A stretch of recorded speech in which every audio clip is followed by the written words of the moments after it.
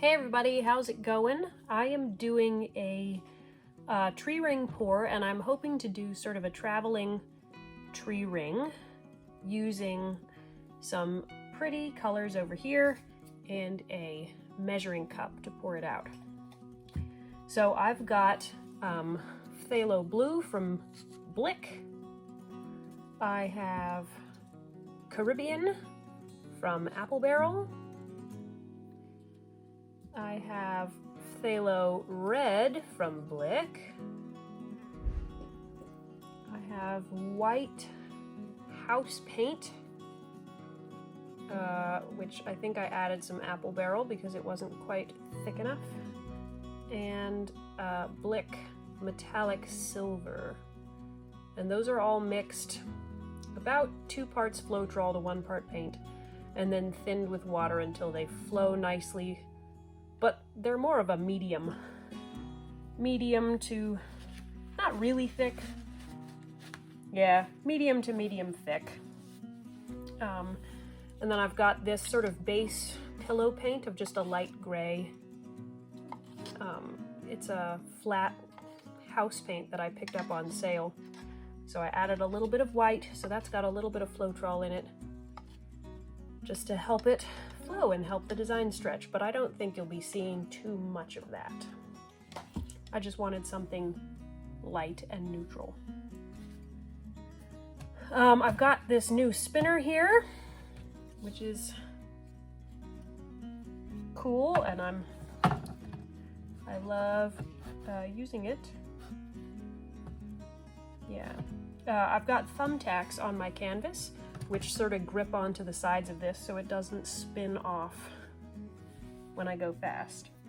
So let's layer my paint. First I'm gonna get them in the order that I like.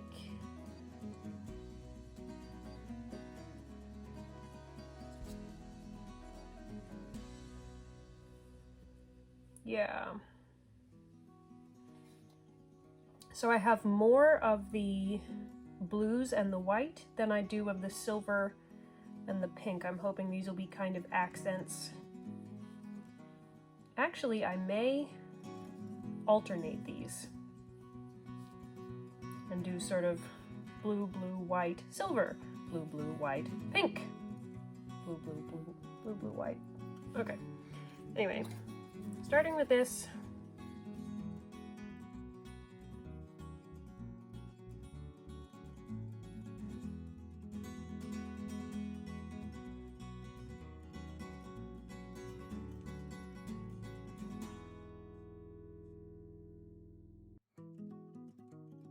Okay, here we go with this phthalo red. I'm going to put a lot in there because I want it to be prominent when it's visible. Okay, last layer.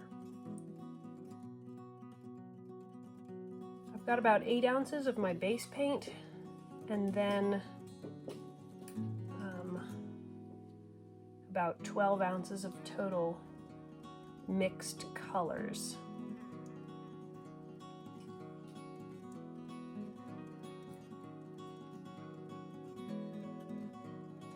And this is a 16 by 20 canvas.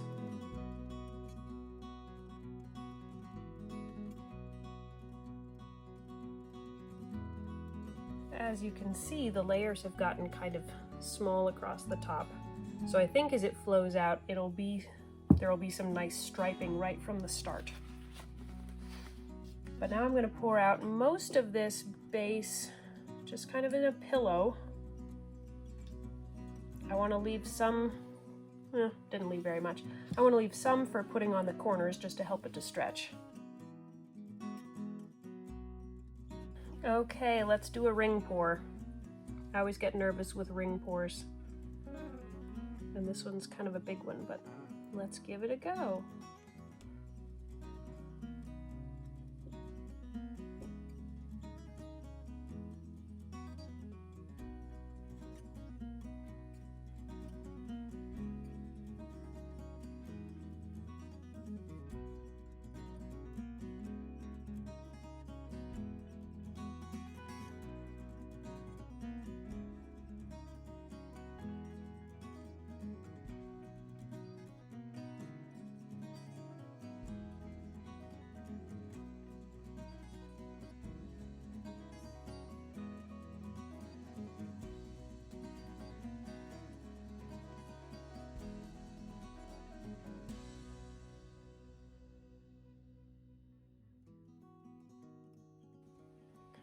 I'm pausing just for a second to give my hand a break. It's gone all blobby on me. I don't know why. My paint might be too thick. I have trouble pouring out ring pours. I have a slight tremor in my hand, and I wonder sometimes if that's the reason why I can't do. Come on. Way too blobby.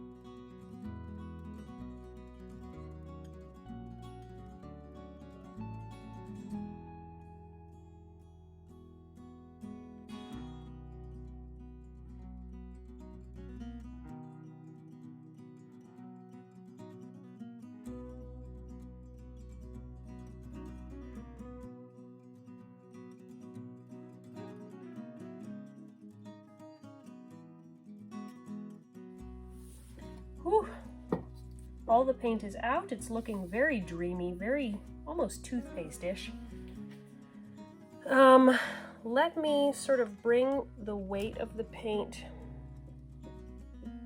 to the middle, shift it because it's out a little bit on one edge. Center it a bit more before I stretch it.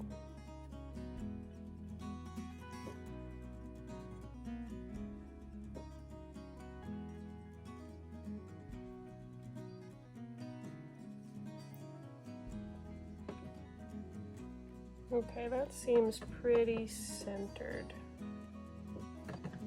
How do I need this? Okay. There we go. Is that? Nope. Wrong way. There we go. I have to remember which corners of my canvas have to be touching the spinner in order for it to catch right. That's looking really pretty. I'm gonna torch at the end because I don't want tons of bubbles.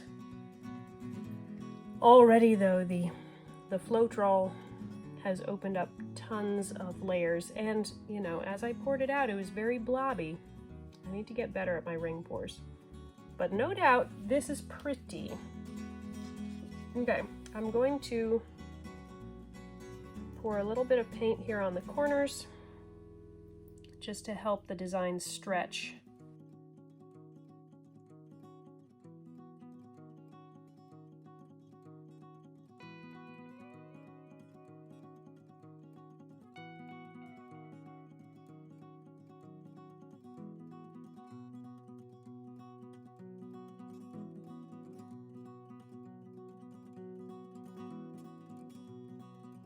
Okie dokie. I think it's time to set up the rest of my little spin box.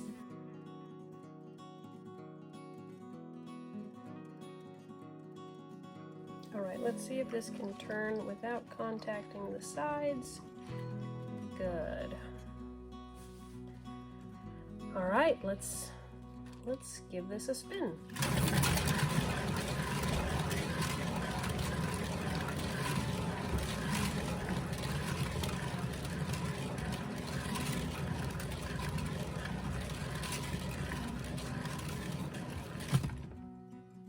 Wow. Well, first of all, I would never look at this and say, oh, that was a traveling ring pour. Because this side is all like cells almost. And then this side is really pretty lines. I don't want to lose too many lines. So I'm going to shift it this way. So that more of the paint can flow off of that side of the canvas. Use,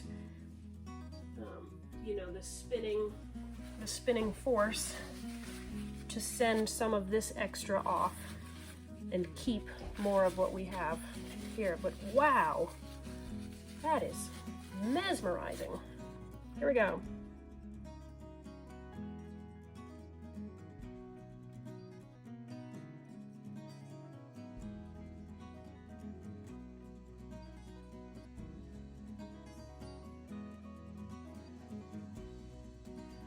Okay, we've almost covered.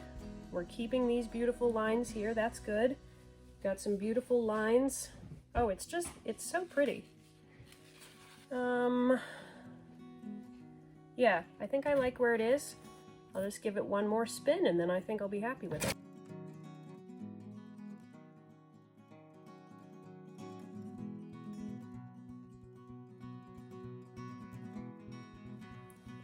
Okay, everything's covered. My goodness. I don't even know how I would describe that. Amazing though, really detailed, lots of beautiful striping, lots of gorgeous cells. I mean, it does have kind of a toothpaste feel to it, which I don't love, but it's also very cotton candy, cloud, unicorn-ish. I'm looking forward to seeing when it dries how the metallic silver shows up. You know, whether that's going to create more details. Because right now, I mean, when paint is wet, it's hard to see the metallics. Okay, let me just torch it to make sure that I don't have air bubbles left.